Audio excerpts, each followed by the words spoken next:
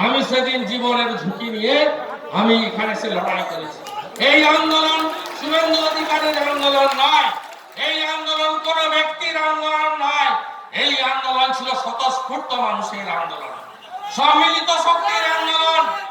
আজকে যখন আমাদের লোকেরা তেঁতুলতলা কলা গেছে, কামারদা ঢুকেছে, আমাদের লোকেরা ভাঙা বেড়া পেরিয়ে বটতলা জনকা বিদ্যাপীঠ পৌঁছে গেছে, আমি ফোন করে ফিরিয়ে এনেছি। বলছি তোমরা ওখানে যাচ্ছ কেন? এ তো রাজনৈতিক এলাকা দখলের লড়াই নয়, তোমরা ফিরে এসো।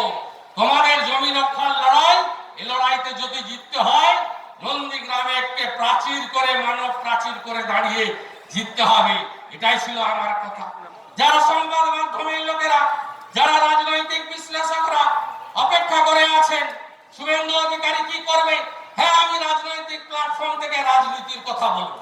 আমার মত কি, পথ কি, আমার চলার পথ কোথায় স্বচ্ছন্দ, কোথায় গর্তে ভরা, কোথায় আমি হোঁচট খাচ্ছি, কোন রাস্তা দিয়ে হাঁটলে আমি সহজে স্বাভাবিক রাস্তা হাঁটতে পারবো, হোঁচট খাবো না, সেটা তো রাজনৈতিক প্ল্যাটফর্মে বলবো, এই প্ল্যাটফর্মে আমি বলবো না।